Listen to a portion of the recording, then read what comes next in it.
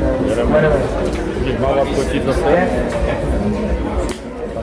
so I would like to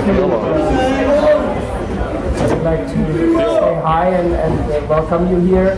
This is a demo about the old school underground times back in New York, and we do have bass tones of the underground scene of the death metal, which is Dolan from Immolation and Wagner from Broken Hope.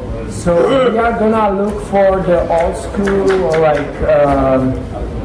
fanzines and flyers, and just to make a small recapitulation how the world worked back then, how difficult was it to start a metal band, what the differences are between nowadays and what it used to be.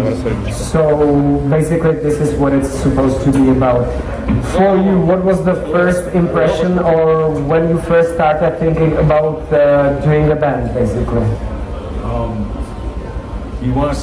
You start. All right. Is this thing on? Can you guys hear me okay? All right. Like what? I'd say when I first started wanting to be in a band was actually 1984, when I was 14 years old. By the way, I'll be 48 years old in 2 weeks. So let that sink in a little bit. So I heard so I got Metallica's Ride the Lightning. When I heard that fucking album, I was like, fuck man, I want to play guitar like that, because I never heard any music like that before. You know, I was into like Judas Priest, Armored Saint, stuff like that. But Metallica, and Kill 'Em All is a great album, but when I heard Ride the Lightning, that's when something triggered in my brain that I'm like, I want to be a guitar player. And then, so that was 84. Not long after that, 1986 rolled around, and Slayer Rain and Blood came out. And then I'm already playing guitar. I'm like, shit, I just want to play heavier, more extreme stuff. And then, then with bands pre-death, Mantis, and demo stuff, then I got into death metal, and it just went from there.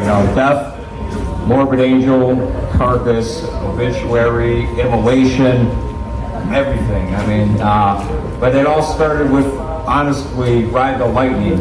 Because at the time, 1984, there was nothing heavier than that. Hell Awaits came out in 85, that was fucking really heavy, but you know what I'm saying, the progression and my desire to play more extreme metal. Ride the Lightning was the catalyst for music, What was your journey? Very similar. I mean, I was really into Maiden. Maiden was the first band that got me understanding the bass. Because Steve Harris, you could always hear the bass line super well on all the Maiden records. So Maiden was the band that kind of got me into playing bass, and my journey is similar to Jeremy's. I'm sure most people in here, you got into the heavier metal stuff like Maiden and Priest and that kind of stuff, and then just progressed into the earlier thrash stuff, Metallica, Slayer, Nuclear Assault, stuff like that. And then I started getting into the heavier, darker thrash stuff, the German stuff like Sodom and Destruction and Creator. And then shortly after that, I joined the band that was already, playing shows. The band was called Rigor Mortis, and it was a death metal band from New York. And their bass player left, and I was a bass player. I couldn't really play bass that well, but they asked me to join the band anyway. So then I really had to learn how to play bass from that point forward. So that's what we started. We started in '88, like February. Rigor Mortis did their last show in February of that year, and then I joined the band right after that. So, and then I met this guy, I think the same year, summer of '88. Yeah, when I first met you, I'll make this Reader's Digest quick version, so it's not boring, but the abbreviated version. When I first met this guy, by the way, he had a fucking mustache. Yeah, not partially out of that. He had a fucking mustache. He actually had a mustache. Remember that? So I lived with my father. It was just him and me. My dad was a single parent, and there was a festival called Milwaukee Metal Fest 3. Wow, Milwaukee Metal Fest, yeah. Yeah, and it was fucking the band Death. We're headlining with, y'all know James Murphy, guitar player, right? It was James Murphy's first concert with Death, and it was them and Nuclear Assault headlining, and a ton of bands. So, I don't know if any of you know an old school thrash band called Numbskull. They put out an album back around that time, '88. So the lead guitarist of Numbskull was my guitar teacher. One of my best friends to this day, Tom Bradner. So they had this album, Ritually Abused, came out, and he was a mentor and a big brother to me. So he had a connection with the underground, tape trading, and all this stuff. So he's like, look, man, we're gonna, Metal Fest 3 in Milwaukee's coming. It's this weekend. I know your dad goes to his girlfriend's house. You got the place to yourself. I got all these fucking bands from New York coming to Metal Fest. Can they stay at your house? I'm like, all right, that's cool. So we just crashed at his place. So get this, it was fucking, this is before any of these guys had albums at my place. I just formed Broken Hope. So it was fucking Immolation, Incantation, Revenant, fucking Mortician, all these guys under one roof. And that's how him and I became friends. And we all went to Metal Fest 3 together. And we both had these bands. He had, in my fucking living room, he goes, hey man, I'm from Yonkers, New York, and I'm in a band called Immolation. This is our demo, and it fucking was the sickest cover, you know, you guys know, like this guy. That was the cheesy cover. The old one. I like that cover. But anyway. The second one Luke did, that was the other one. So, and then, I think it was that same year or the next year, because we kept in touch, and I saw these guys open for Morbid Angel in Buffalo, New York, and Morbid Angel Altars of Madness came out, but had no distribution in the United States. You had to buy Altars of Madness as an import. So in the United States, like in fucking '89 or whatever, it was like $38 back then to get Altars of Madness, right? Wow. I worship that fucking album. He's like, we're opening for Morbid Angel in Buffalo, New York. So I took a road trip, and this guy right here, he gave me my first shout out from stage. They're fucking, I don't know what it was, Despondent Souls and I don't remember. This is for Jeremy Wagner and Broken Hope, and I'm like, holy shit! He gave us a fucking shout out to my band! I couldn't believe it. So thank you for that. You're welcome. Right? So there you go. And may I see? I don't forget anything. And may I ask, in general, how was the society opinion or perception of a metal back then for such heavier stuff? Like what we were doing was not accepted at all. I mean, no. We used to rent a rehearsal room back in the day. It was mostly like metal bands and maybe a couple of thrash bands back then. But we were the band that they all laughed at. They were like, "What the fuck are you guys doing?" Nobody really got it. And then they took off. So, yeah, like what do you think about new Morbid Angel? The new one? Yeah. Well, it's better than the last one, I guess. that's enough. Yeah, same thing here. Like, so these guys are from New York. So Broken Hope's from Chicagoland, and right when Broken Hope formed, it was our original singer Joe Fychek, our drummer Ryan Stanek, rest in peace. They're both not here anymore, and me. And when we formed the band, it was right when we were graduating high school. But back then, where we're from in Chicago, any metal bands were usually, like, from where I'm from, were like cover bands playing. I'm talking fucking playing Dokken songs and shit. And we were like totally death metal. And like Ross said, people didn't get it. They were like, oh, you guys fucking suck. What's that shit? What kind of vocals are that? And now I run into these fucking guys I went to high school with years later. They got 10 kids and they're like, hey, well, man, you really did something with that death metal shit. You got 8 albums out. Living a dream. And anyway, in connection to networking, like from these times, the people are not able to imagine how it was working. So like basically most of the things were done just by the post. Pre-internet, we didn't have the internet, so the only way you got to promote your band was like this by writing letters, which most people don't even know how to do these days. So you used to write a letter and you'd order a cassette from a band, or you'd write to a tape trader, and these guys would have lists and lists of bands, and you'd send them a blank tape and $3, and they'd send you whatever you wanted, you know, and that's how I discovered a lot of stuff back in those days. And you know, when we put out our first demo, I was a little naive to how big the underground was even at that point, and it was very young back then.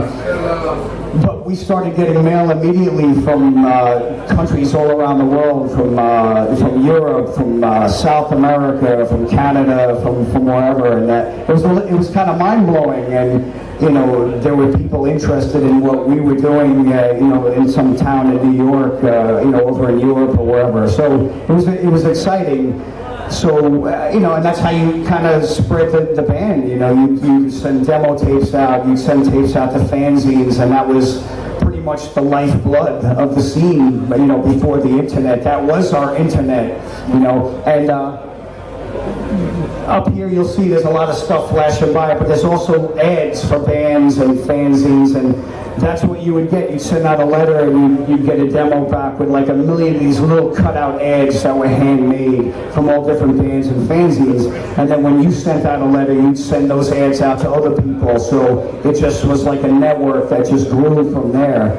So we didn't really understand, you know, how strong the movement would become back then, because it was in its infancy. But you know, 30 years down the road, I mean, we're all here at a festival that Thomas has been doing for many years now, so you can see how it's grown, obviously. So, but it was kind of cool to see it back then at its beginning stages, which, you know, some of you guys are a little young for, but it was a cool time, you know, it was a very interesting time for the music, for sure.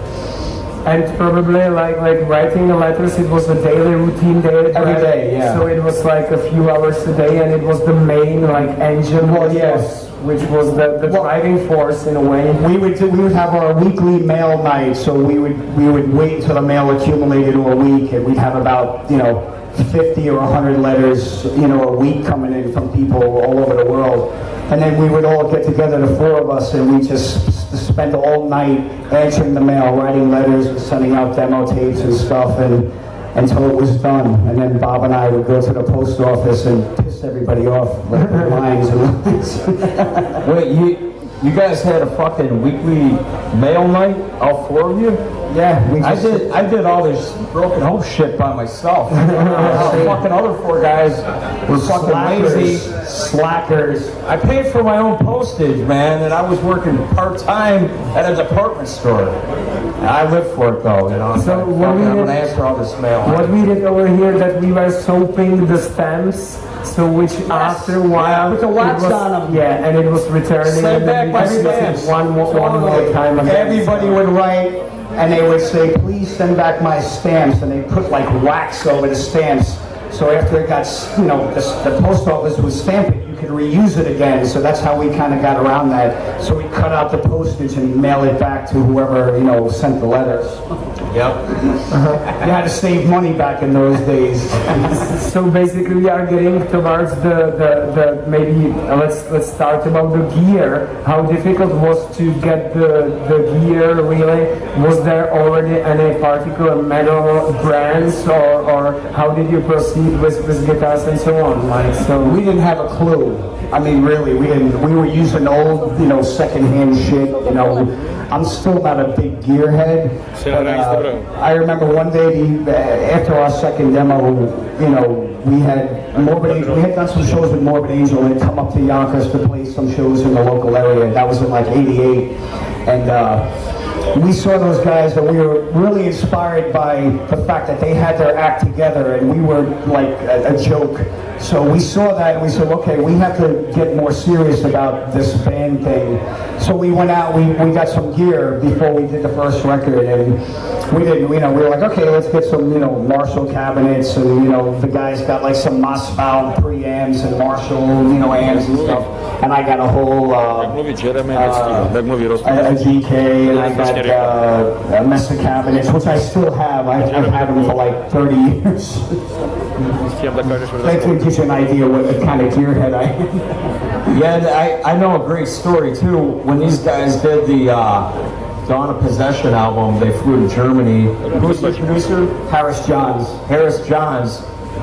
Correct me if I got this right or wrong, but this always cracked me up. Are you the tuning? Because the producer, they're doing Dawn of Possession for Roadrunner Records, and the producer goes to these guys, so I need to know, what do you guys tune to? And they all look at each other, and one of you guys is like, well, we tuned to Bob. We looked at Bob. We tuned to Bob. We don't tune to D or E or C fucking flat. Because that's how we didn't have tuners. Is that so tuning?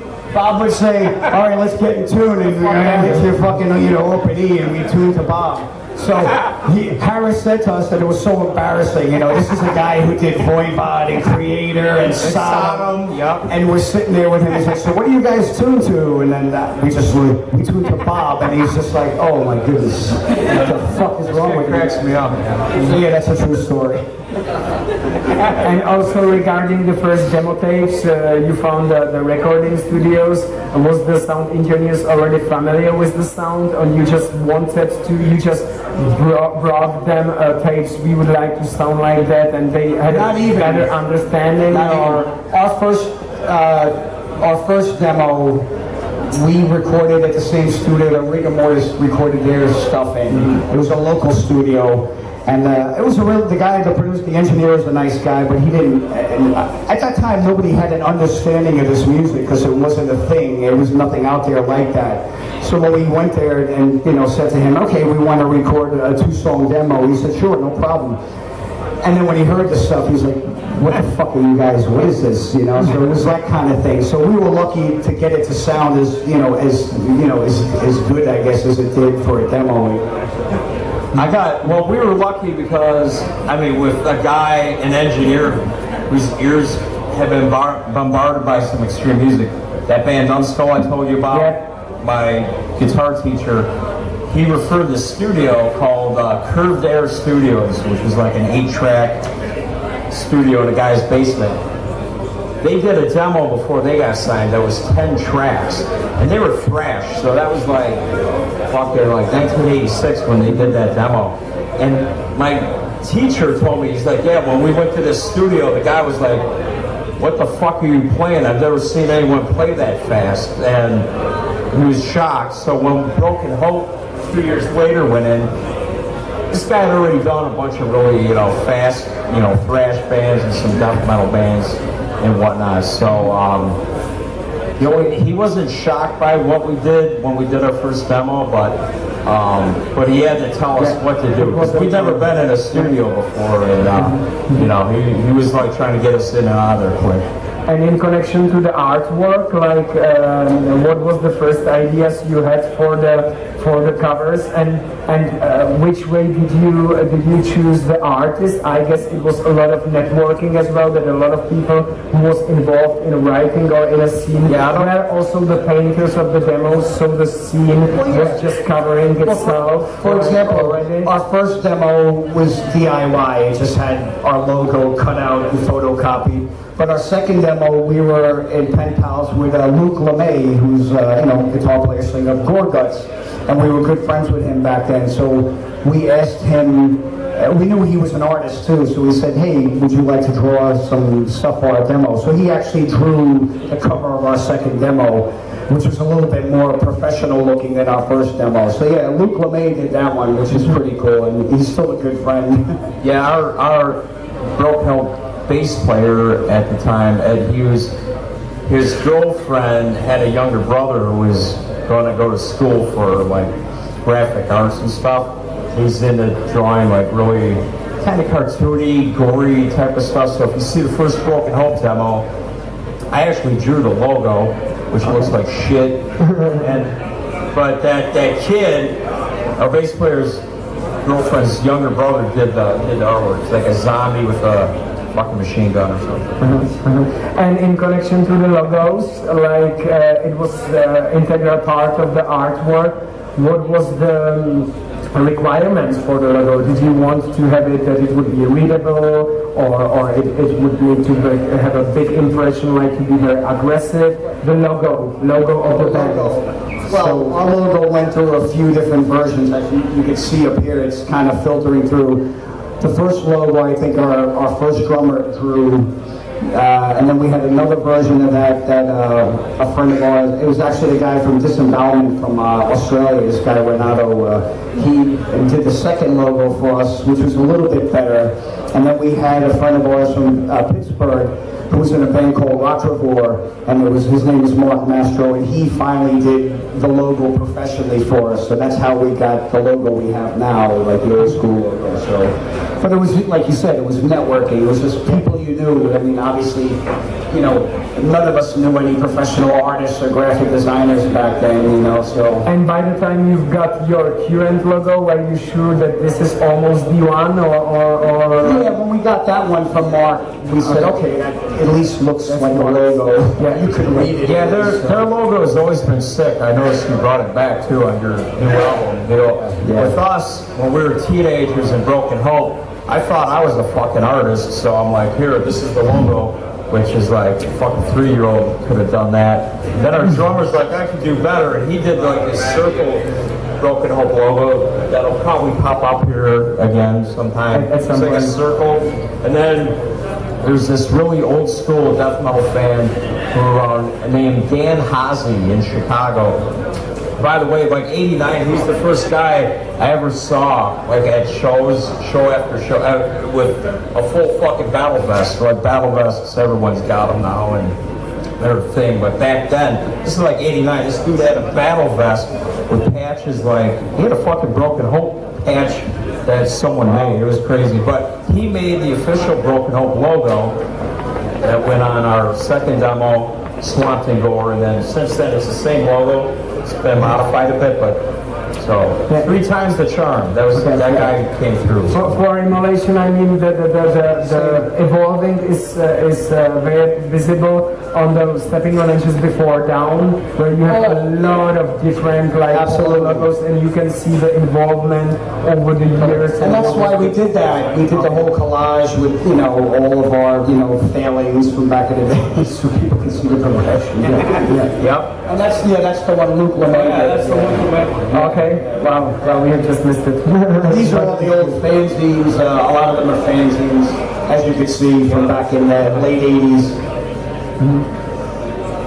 Oh, yeah. Old school. There's Jeremy. Who's that guy? Yeah, that guy with the pretty boy. I don't know. And there were 2 people originally kind of with the Czech roots, like from Broken Hope, like so. Yeah, right there, Joe Thajček. Yeah. So, since I'm here, so when I first started jamming with Joe Thajček, this is specific to the Czech Republic, since we're here. And Joe, wherever you are, how you doing? I was like, what kind of name is Thajček? And he's like, my family's roots are from the Czech Republic.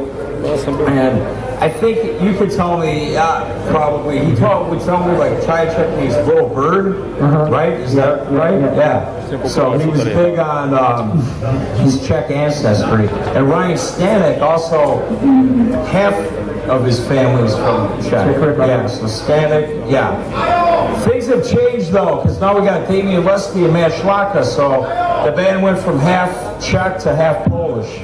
So here we are. So let's check this out. And by the way, how were the shows back then? How did you manage to make a show? Did you do all the shows mostly on your own in the beginning, or there was already organizers?